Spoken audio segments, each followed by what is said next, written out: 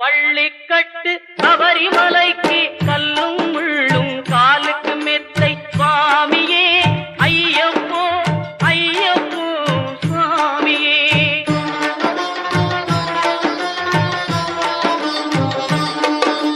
நெய்யபிஷேகம் சுவாமிக்கே கற்பூர தீபம் சுவாமிக்கே ஐயப்பன்மார்களும் கூறிக்கொண்டு ஐயனை நாடி சென்றிடுவார் சபரிமலைக்கு சென்று